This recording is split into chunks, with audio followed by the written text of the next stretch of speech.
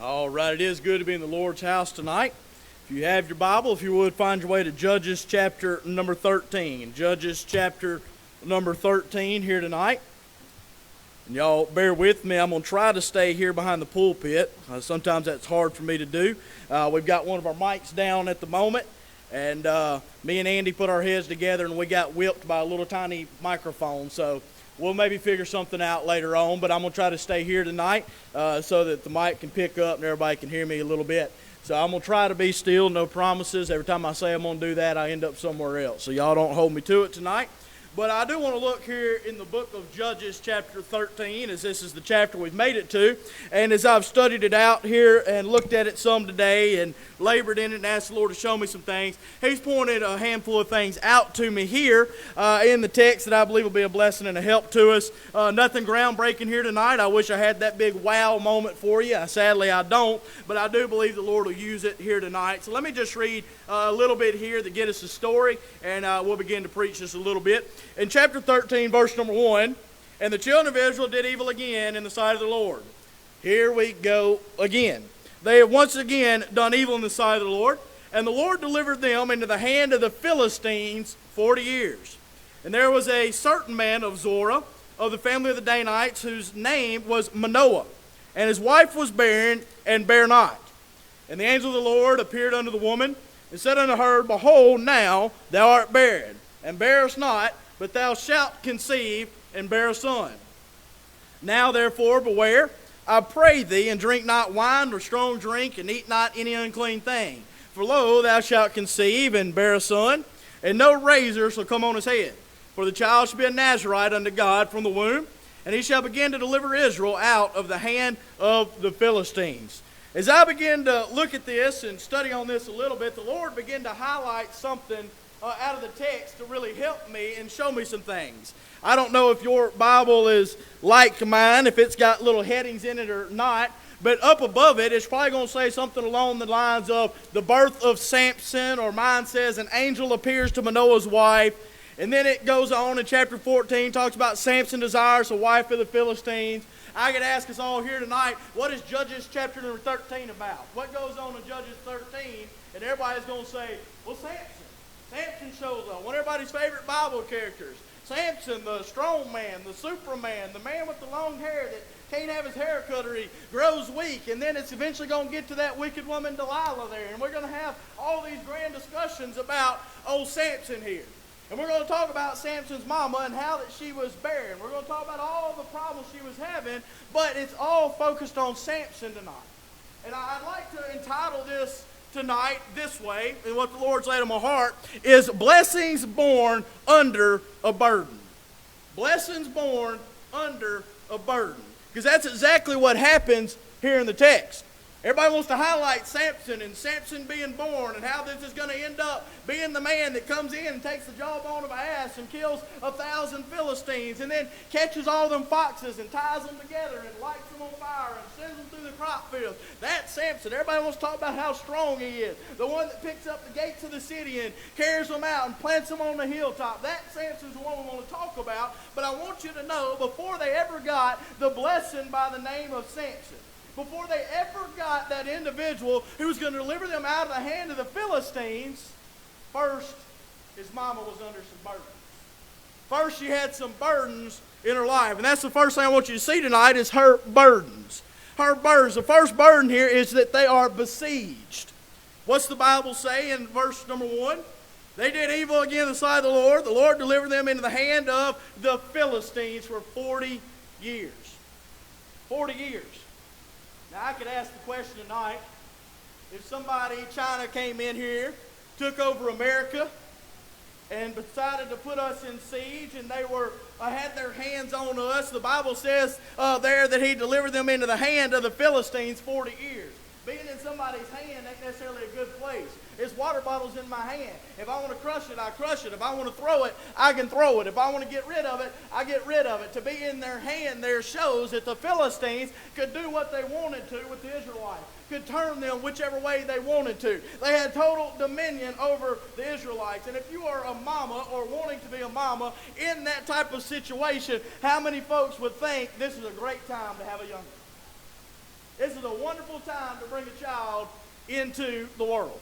There's a lot of folks today, I'm not going to tell you which side of the political fence they stand on, because I'm sure there's some on both of them, but I've seen them a lot of times, celebrities as well are bigger about this, and saying, I'm not going to have kids right now because of the state of the world. I don't want to bring kids into this world. And they act like it's some great humanitarian project because they have refused to have kids. Now, some of them celebrities is crazy, and it probably is better off if they don't pass that on. But anyways, you can't just look at where we're at and say, oh, it's a terrible time to get the blessing of a child. You see, Samson's mama here, we don't know her name here in the text, but Samson's mama, she is wanting a baby. She's wanting to be a mama. She's wanting to have a child. She's wanting to hear them cry. She's wanting to change diapers. Bless her heart. She just don't know what she's getting into. She wants to have a child and everything that goes alongside of that. She is excited about that and has that desire. And even though she is besieged, even though the Philistines have got a hold of the land, even though they are in control, even though they make all the decisions here, she does not care. She is still wanting a child. But she's under the burden of being besieged. She's under the burden of being barren. She can't have children. You don't find out that you're barren when your husband and you decide to start having children. It don't work in the first couple of months. You don't decide you're barren right then.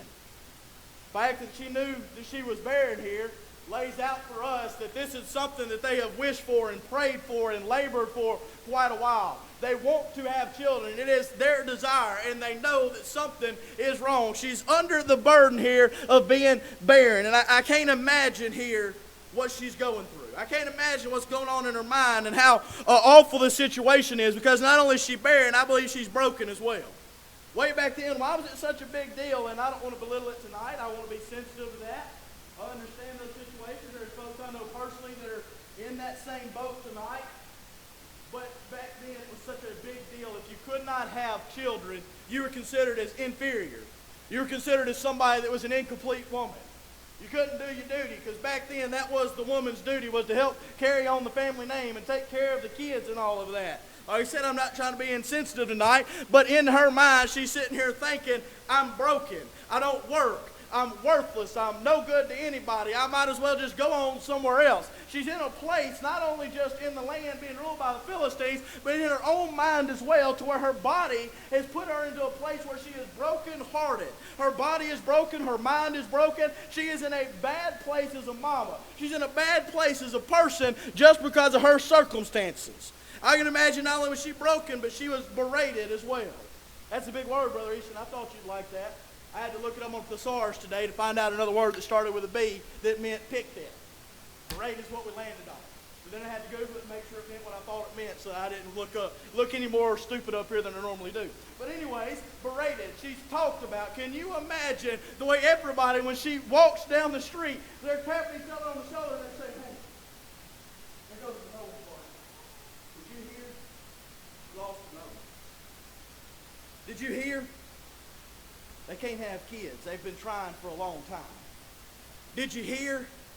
She's going to leave her husband's home empty. Did you hear what's going on? There's people that I know personally, one of my best friends growing up, and they waited a while before they decided to have kids, and I had people asking me, what's going on? Can they not have them? Are they having trouble? And I have those that are very close to me that I grew up with as well, and they had a lot of trouble. And then you know the history with me and Sue. We've had our troubles as well, and her best friend has had her troubles. And that whole time it's going on, people all the time, they want to come up to you, and they want to try to coddle you a little bit and tell you it's okay and everything, but it never makes you feel any better. It never does. Because in your mind, all you can think about is, why can everybody else and it's not me? And everybody that you see talking about you, they're talking bad about you. They might have the best intentions whatsoever, but in your mind, they're against you, and they're out to get you. That's what's going on here in the eyes and the mind of Manoah's wife, and eventually Samson's mom. She is just at a point now, and I'm trying to get you to understand, things are not going well for her. She's under a lot of burden. She's besieged by the Philistines. She's barren. She's broken in her mind and her body. She's berated by those around her. She is bummed out. Just plain bummed out at this point. She's ready to just say, forget it, I'm done, I don't care no more. There's no reason in me to keep on going. There's no reason for me to worry about it anymore. I feel like I can't do my duty. I feel like my husband's down with me. I feel like he might want to leave me and go get somebody else. I feel like everything is just in an awful, terrible place. Can I prove to you tonight that Manoah's wife is in a place of burden? She's in a place where there's no doubt that she is not doing well. She was burdened down and hurting. She was in a rough place where nobody wants to be. Raise your hand tonight if you'd like to trade places with her. Nobody. Nobody wants to be in that area. The people that I've talked to that have dealt with this same type of situation, they want to be happy for those around them, and every time they see another baby that is born, they're worried. They're upset. They want to be happy, but they have such a hard time being happy about it. It's a bad place. It's a place of burden. And I'm glad there's no youth kids in here, because as I was writing this outline, and I thought about my next word that starts with a B, and I already knew the chuckles I was going to get. You see the burden, but then you see the but. And I knew what kind of chuckles I was going to get when I said you see the but in the text. But that's what's fixing to happen. You're about to see the but. Not a physical one, but when God butts in, and he's about to change the subject. Matter of fact, you got to be careful when you make that one of your points. There was a fellow out at Locust Grove, and he was doing devotions one morning, if I remember correctly, and he got up there and he just got to going, and he kind of got in the groove, and he was doing well, and he said something in the text, and it was just to be followed up where the Lord butted into the text, and he changed the situation, and he said, this is where Brother Doug normally comes in at, and he's always got a good but. And he said that right there, talking about him saying, but God did this, but of course everybody heard him say that Brother Doug had a nice butt. So, that's how it was. See, it took y'all a little bit. I said the joke twice. None of y'all caught it the first time. Second time, you finally woke up. I need to slow down tonight. But anyways, and then after he said it, everybody's just laughing, and he didn't catch what he said. And then afterwards, he realized what he had said because somebody pointed out to him, and he's like, oh, no. Oh, here we go. But anyways, you've seen the burden of the text, and then the but of the text is what's fixing to happen here. There was this certain woman, and she's barren. And then in verse number 3, the angel of the Lord. Now let me stop. Let me pause. Time out right here. This angel of the Lord, studying it out, looking at it, reading on it, is believed to be an Old Testament appearance of Jesus Christ. It's called a Christophany. A Christophany. Now there's a lot of backup for that. You notice it says the angel of the Lord instead of an angel of the Lord. You find him pop up a lot of times in the Old Testament. Matter of fact, he pops up in Daniel chapter number 3 in the fiery furnace. He pops up a lot of places. But they do believe, and most of the people smarter than me, they tend to agree that this is a Christophany here. It is an Old Testament picture of the Lord Jesus Christ appearing here. And the angel of the Lord appeared unto the woman and said unto her, behold. Behold. What's that word behold mean? Well, it means behold. It means look. But I love this, and I pointed it out before. What letter does that word behold start with? It starts with a B, but what is that B? Is it lowercase or uppercase? It's capital. It's capital after a comma. You don't do that in English language. You don't do that. It's not how English is supposed to operate. And I have Googled and I have asked many men who are experts on the Word of God to try to figure out exactly what that means. And nobody's been able to give me a good answer, but I've noticed as I've preached, a lot of times if you come to a word and there's a comma and it's followed by a word that is not a noun or something like that, and that first letter is capitalized, it's almost like it's an emphasis placed on that word. It's almost like if I'm writing something out and I put it in bold so everybody pays attention to it. Behold. He's just talked about how terrible this burden is and how that they're under attack by the Philistines and she's barren and she's broken and all these different things that are going on here in Manoah's wife and her mind and her body and the difficulty she's going through. But now the angel of the Lord shows up. Behold, now thou art barren and bearest not. And if she would be a 2025 Baptist, she'd have looked at him and said, well, duh. You would have thought you'd have realized that by now. Understand what's going on. You don't have to point it out. But I noticed he says what? Behold now. Right in this instance, right when I'm saying these words, at this exact moment in time, you are barren. You do not have kids. You cannot have kids. Right now, this is how you are in your life. Right now, things are bad for you. Right now, things are not good. But But, behold now, thou art barren, and bearest not. But, what comes right there before that word but in the text? That's a colon. What's a colon do? One, it shows a list. What's number one on that list, Brother Easton? That her circumstances are about to change. That's what's number one on that list. That colon is there and breaks things up. Behold, right now, at this exact moment, you are barren. You bear not. You do not have kids. You cannot have kids. You are broken. You're besieged. You're berated. You're bummed out. All of these things are going on. You are in a bad place here. There's no way that you're going to be happy and excited. Right now, things are bad. But thou shalt conceive and bear a son. Right here, when this butts in, he says, behold, and thou believest. You had to get her a big old boost out of that. Can you imagine the very thing that is just keeping her down, has got her bummed out, beat down, broken, ready to throw her in the towel, and all of a sudden the angel of the Lord shows up and says, hey, I know what you're dealing with. Hey, I know what it is in your life. I know the struggle. I know the pains. I know what you're crying about at night. I know what you're praying about. I know the very desires of your heart. I know what's going on. I see where you're at. I see the worries that you have. I see what's going on in your life. And right now it's bad, but all that's about to change. That'll boost anybody. That'll boost anybody. To have the Lord come in and say, hey, I know where you're at. I know where you're at. Because is that not the biggest complaint or the biggest excuse we'll always have? We're going through something. Everybody likes to have their big old pity party and throw something out like this right here. Nobody understands what I'm dealing with. Nobody understands what I'm going through. Yeah, because out of 6,000 years of recorded history, you're the first one there to trouble. It didn't catch the Lord by surprise. I'm not being insensitive to any situation in life. But I guarantee you somebody else is going through it. Somebody else is going through the same problem. When me and Sue were having some issues where kids are concerned, you'd be shocked how many people came to us and said, hey, that happened to us too. That happened to us too. That happened to us too. I mean, just there in the church, there was 4 or 5 different people. We had no idea had gone through anything similar to what we were going through. Came to us and said, hey, we've been there too. You know what was interesting about all the situations? All of them had kids. So they came to us in our time of trouble, in our time of brokenness, in our time of burden, in our time of being bummed out and berated and feeling like it wasn't going to work out for us, and said, hey, we've been right where you are, and look where we're at now. We've got those blessings, and we know that the Lord has done it before, and he can do it again.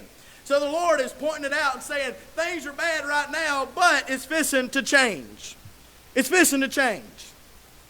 And I believe right there at that exact moment, I believe right there is when everything happened.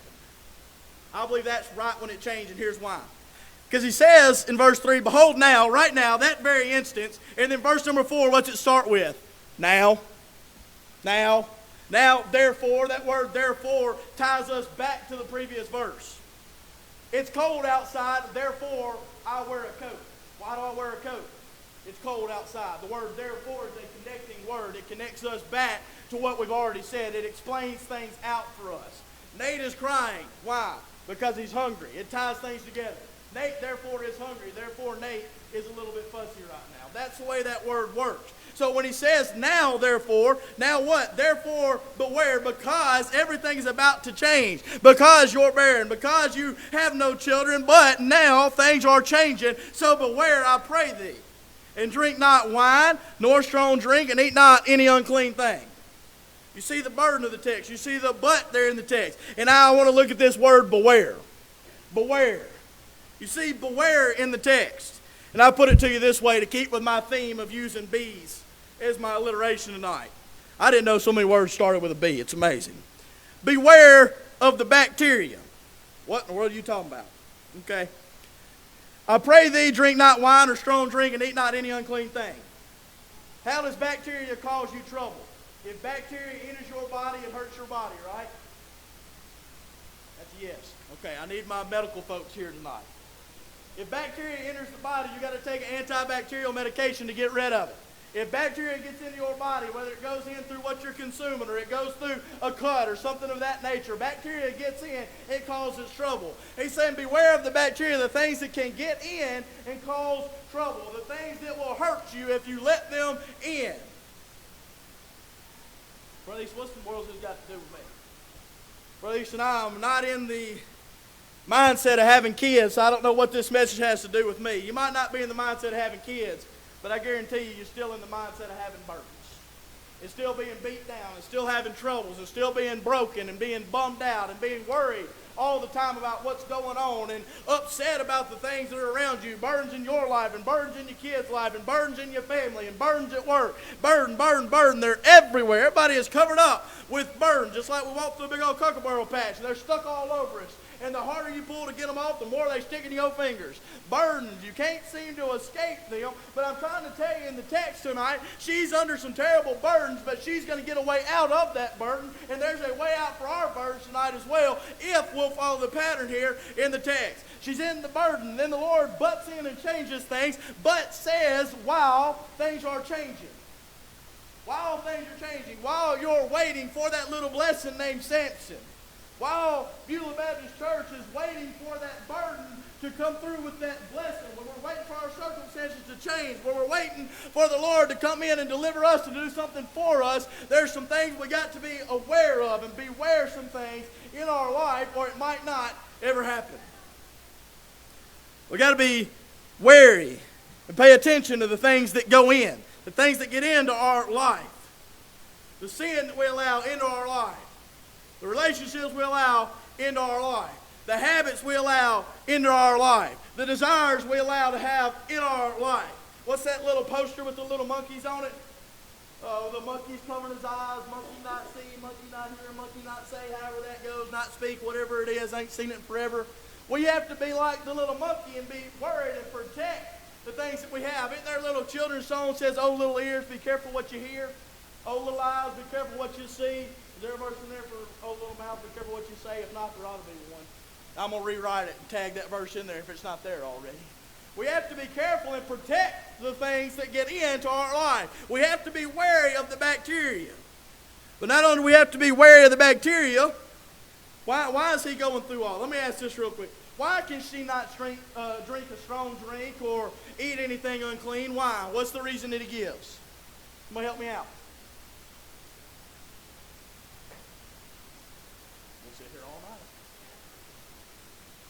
What's the reason? What is Samson going to be? Starts with an N. Nazarite. He's going to be a Nazarite. A Nazarite can't have any of those things. A Nazarite cannot go through with that. A Nazarite cannot be associated with that. As a matter of fact, you go read Numbers chapter number 6. It'll tell you all the things about a Nazarite there and all the rituals and things they're supposed to do. When a Nazarite broke his vow, I was looking at it today. They had to let their hair grow, obviously. I got to stay up here. Let me get back up here before I get in trouble so everybody can hear me. Like y'all want to hear me that much. But anyways, a Nazarite vow, when they grow their hair out, they would have to go in and they break their vow and they would cut their hair off and they would actually give that hair almost like a burnt offering. They would burn that hair there. And then they would have these sacrifices they would supply and they would sit down and they would eat a meal with the priest. That's how they broke their vow. But they took it very, very seriously. As a matter of fact, why did the Lord depart from Samson? His hair got cut. What was his hair? Part of the Nazarite vow. That's where his strength came from. When he got his hair cut off, it was like he was cutting ties with the Lord almost. We'll get there, Lord willing, if I continue to have liberty to preach along this. But Samson is going to be a Nazarite.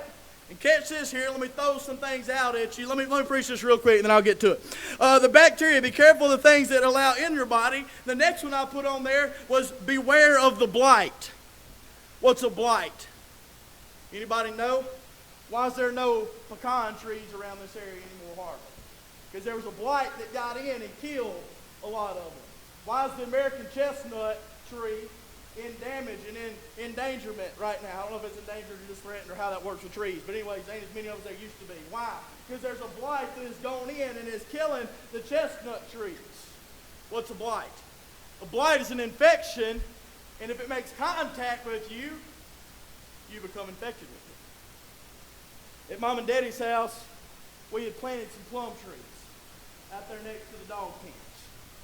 And man, I babied those plum trees. I pruned them. I fertilized them. I worked on them real good. And man, we had plums everywhere. I remember one year, we just collected buckets of plums. We were going to make plum jelly. But to make plum jelly, you got to take all the pits out of the plums. We're talking little golf ball sized plums. They ain't real big, but there's a bunch of them.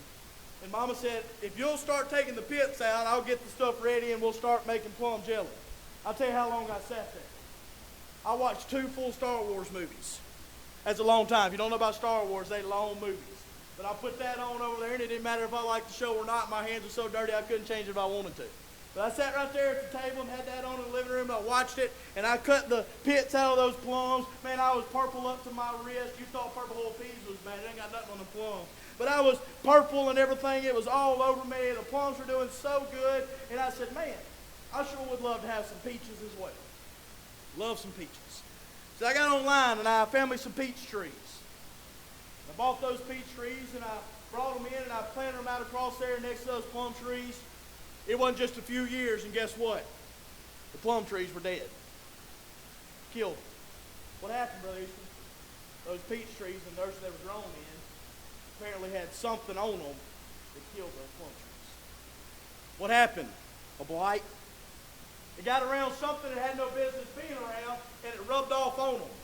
You got to be careful in the times when you're burdened down and you're waiting for the Lord to give you a blessing, what you're letting yourself get around. You got to be careful what's going into your heart, what's going into your mind, but you also got to be careful with what you're associated with. Because here's the deal. There's a blueprint for his life. He says, beware of the food and the drink that you eat. Number 6 tells us that a Nazirite can't be around a dead body and things they can't come in contact with. That's the blight there. Be careful what you're around. Why? Why is this all important? Verse 5, for lo, thou shalt conceive and bear a son, and no razor shall come on his head, for the child shall be a Nazirite unto God from the womb. Can I say this to you tonight? Samson's vow as a Nazirite hinged on his mama's obedience. Bet you ain't never thought about that before, because I hadn't either. He was going to be a Nazirite all the way from the womb. When the baby is in the womb, what does baby eat? Whatever mama eats. So if mama is not keeping the Nazirite vow, guess what baby's not doing? Baby ain't keeping the Nazirite vow either. Baby ain't going to be a Nazirite neither. So I believe here what the Lord has done, he's laid out this blueprint here for Samson's life. He says this is what your son is going to live like, but before he gets here, you need to be a living example of how he needs to live. You need to train him by example. And I wonder right here, what do you think would have happened to Samson and his mama if she would not have heeded the Lord's warning and kept that vow? I don't have an answer. I mean, I wish I did. The Bible doesn't give us one. It'd be nice to have one. I don't have an answer. But for some reason, the Lord saw fit to make it very, very clear to her by saying, beware. They put a big old caution sign on it. It said, live like this. Live like this. Do this and don't do that. Matter of fact, when Manoah finds out about it, I don't want to get ahead of myself here, but when Manoah finds out about it, he goes and asks the angel of the Lord, and he says the same thing. He says, what are we going to do with this kid? And the angel says, everything I told your wife, that's what you're going to do. Don't drink strong drink wine. Don't eat anything unclean. It's very clear that the Lord does not want them to have anything to do with all of this stuff. Be separated out. I wonder what would have happened if she would have messed this vow up. Imagine if our actions affected our children. Woo. Let me park here for a second. If the youth group age goes to age 18, I don't know what age it starts. 12, 13, something like that. 6th grade, whatever age that is. How many of those years can they drive by themselves? Less than the years they're dependent on their parents to bring them, right? Is that fair? It's almost like the success of our children is dependent on the success of the parent training. You ever thought about that? If Garden gets sick and Mama and Daddy fail to take her to the doctor, whose fault is it? Mama and Daddy's fault. If Garden grows up and does not know the Lord and does not sing for Him and praise Him, does not know how to pray, does not know how to do church, whose fault is it? It's not Garden. It's Daddy and Mama's. if Samson grows up and the Nazarite vow is broken before he ever even gets here, even though the Lord told her not to do it, whose fault would it have been? Not Samson's. It would have been whatever his mama's name was. It's almost like he's trying to make sure that we realize our behavior in the time of burdens directly affect the blessing we get at the end. What if she would have acted out crazy in this time of burden? I wonder if the blessing would have showed up. I wonder what would have happened if she'd have said no and lived how she wanted to. I wonder if her blessing was dependent on her behavior during the burden. How about this? What if the Lord's laid a burden on us and there's a big old happy blessing at the end of that thing? If we can just stick it out and make it through it, and he's looking at us about like this. Will she stick it out? Will she listen? Will she behave well? Will she bear the burden? Or will they quit? Will they fuss? Will they cuss? Will they go to drinking? Will they renounce God for making them go through a burden like that? Because I've seen Christians do both. And I'm sure you have as well. You've seen those when trials hit, when burdens hit their life, they run to the cross, or they run to the altar, they run to God, and they get so close to Him, everything is wonderful, just like Brother Zeb preached Sunday night. He said, why does it take a tragedy for us to want to get to God? A lot of times, folks, man, when something happens and they're burdened like that, they run as quick as they can to get to God and get some help. And then you got the other side of that coin. When problems come and the storms hit and the burdens are there and the load is heavy and they seem to be broken and bummed out and burdened and besieged and all them great words I said earlier, when those things happen in their life, instead of running to God, what do? They cut a trail the other way. They cut a trail the other way. Guess what they never get at the end of that trial? They never get the blessing. They never get what God had in store for them. Job. Job's just a great example. Job lost his kids. Job lost his servants. He lost his flocks. He lost so much. What happened at the end of the story of Job? You guys remember? God doubled his flocks. Gave him the same amount of kids back. Remember that?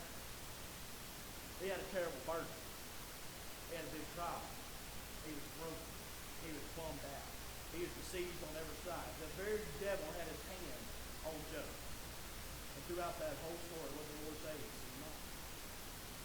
He said, no. And at the end of that story, he endured the burden and ended up with blessing. Because, what did his wife say? What did his wife say to Job? Just curse God and die. Just be done with it. Just curse Him. Just be done with God. Just renounce Him. This is the same God that allowed all of this to happen to you. You're in this terrible time of burden. Just curse God and leave. Let the devil win, and then this whole thing would end. Job says no. And instead of turning his back on God in the midst of that burden, what does he do? He puts on sackcloth and ashes. He takes the shard of pottery and begins to scrape, clean those bulls and those wounds that he's got on him. He says, I'm not cursing God. I don't care how bad the burden gets. I don't care how broken I am. I don't care how bad the situation, because I have faith that my Lord's going to be there at the end of it. So he stuck it out. I wonder when the burdens hit, the trials hit, and it gets heavy in our lives, if we'll tough it out and we'll keep on it going and we'll live the way we're supposed to through that burden, or if we'll turn tail and we'll run. What was the title of this message? Blessings born under a burden. What's that little saying? A phoenix will rise from the ashes. Ashes. In mythology, I don't know what culture a phoenix belongs to. Anyway, in mythology, a phoenix is a bird. And when a phoenix dies, it's considered an immortal bird. When it dies, it burns up. And when it burns up, its pile of ashes is there, and it hatches anew from that pile of ashes. I'm not talking about any kind of reincarnation. I'm just explaining the way that the phoenix works and what that's saying. It's meaning in the worst part of that phoenix's life. In the time when it draws its last breath, it will rise from the ashes. In the worst time of her life here, you could have looked back at her and asked and said, do you think the Lord's going to give you a child? What's the perfect storm? What needs to happen for the Lord to give you a blessing? I doubt she would have said, well, first, The Philistines need to take over and besiege us, and we need to be in bondage. And then I need to be barren. That seems to be in direct conflict with having a child. I need to be broken. I need to be berated. I need to be bummed out at my wit's end. I need to be ready to quit, to throw in the towel. I need this perfect storm of terrible things to happen for God to bless me. I can guarantee you that was not her pick. But that's exactly what happened. And in the midst of that burden, she didn't go cut a trail and run the other way.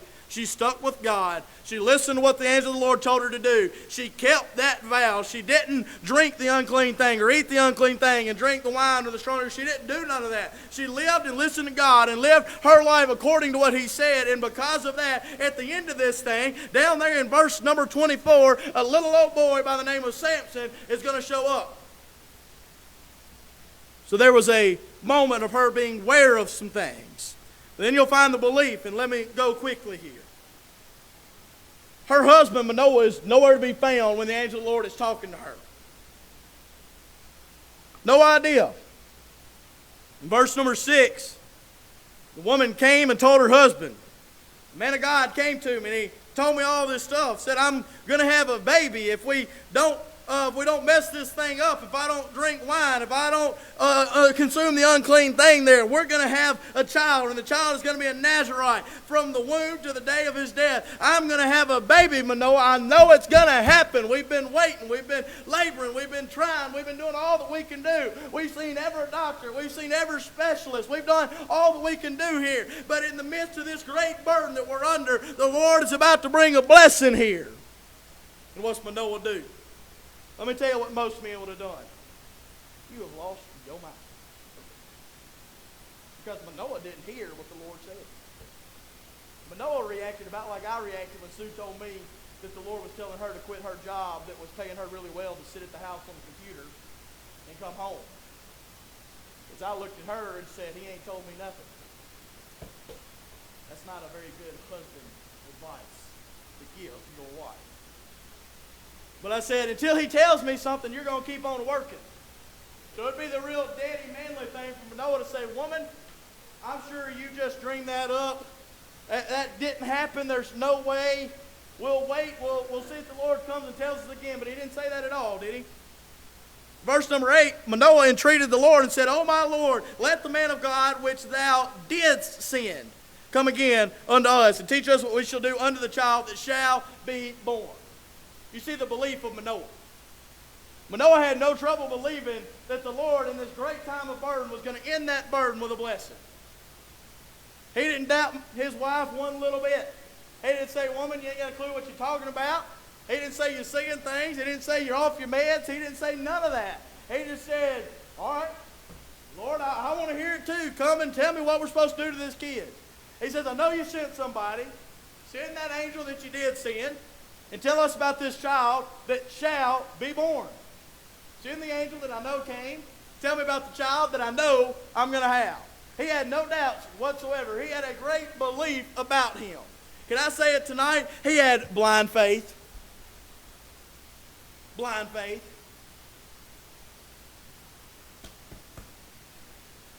He didn't have to see it to believe it. He didn't have to see it. He didn't have to hear it. He didn't have to experience it. He just knew that the Lord had sent somebody to talk to his wife in the midst of her broken burden that she had and said, hey, I'm about to turn that burden into a blessing. I'm about to help you out on this thing. She came and told Manoah. He said, all right, I believe you. But then the Lord sends them back again. You'll find that God, hearkening unto the voice of Manoah, verse 9, sends the angel of God back to the wife there, and she runs and gets her husband Manoah and brings him back, and he begins to talk. Begins to talk there. In verse number 11, he arose, went after his wife, came to the man, said, are you the man that sent him? And he said, yeah, I am. Then in verse 12, he says, tell me again what's going on. How shall we order the child, and how shall we do unto him? And the angel of the Lord said unto Manoah, of all that I said unto the woman, let her beware. That might be important. Tells him again. Beware. Beware of that. If you're curious, that word beware is used 28 times in your Bible. Here's 2 of them in this one story. That doesn't leave very many for the rest of the Bible. So he used 2 of them up here. It's important. Tells her again in verse 14, don't eat anything that cometh of the vine. Don't eat any unclean thing. All that I commanded her, let her observe. And Manoah said unto the angel of the Lord, I pray thee, let us detain thee until we shall have made ready a kid for thee. Let me get through this last little bit, and I'll give you a point. I'll be done, okay? I'm leaving. Anyway, he goes on and goes and gets the kid and makes the burnt sacrifice. The angel of the Lord, when they catch that thing on fire and the flames go up, the angel of the Lord sends up in that flame. And Manoah gets worried. Says we're just going to die because we've seen God. And then his wife is looking at Manoah and says, no, he's not going to kill us. Why would he promise us all this? Why would he tell us all this if he was going to kill us? But then you come on down to verse number 24. And the woman bare a son, called his name Samson. By the way, Samson means sunlight. In case you're curious on that. It's spelled with a U, but I think it'd be fit for it to be spelled with the O as well. Sunlight. Show a little sunlight on some things. They're in a dark time. They're in a burden. They need the light at the end of the tunnel. Isn't that fitting? And now all of a sudden when that burden is coming to a close and little old Samson is coming to the world, here we go. Here's the blessing that is going to be the end of our burden. You saw the belief of Manoah, and then lastly this evening, you see the beginning. You see the beginning of blessing, Samson being born. And then I would say, you see the beginning of the beating. Huh? Why was Samson sent? Verse number 5, telling him, he shall begin to deliver Israel out of the hand of the Philistines. What was Samson? He wasn't just a blessing and an answer to all of his parents' prayers. He was the beginning of getting them out of the mess that they were in. All these 40 years that they've been fighting with the Philistines, and they've been broken and bummed out and besieged, and everything has been awful for them. They're in the hand of the Philistines. They're being turned this way and that way. They're struggling. They're not just on the struggle bus, they're driving the struggle bus. Things are awful for the Philistines, or for the children of the Israelites here, because of the Philistines. Things are so bad. But now, because in the midst of a little old broken woman's heart, in the middle of this terrible burden and this bad time that they're in, she kept what the Lord told her to do. She behaved accordingly. She listened to the Lord and followed his instructions in the midst of this terrible burden instead of running and doing her own thing. She stuck with the Lord. And at the end of this thing, she gets a blessing out of it by the name of Samson. She never would have had without the Lord. But if that wasn't enough, he's not just a blessing of her personally. He is going to be a beginning to deliver them out of the hand of the Philistines. The ones that have caused that burden, the big old problem here for everybody, is going to be solved, or starts to get solved, all because of a blessing that was born in the midst of the burden. Miss Angie, if you come now, let's all stand.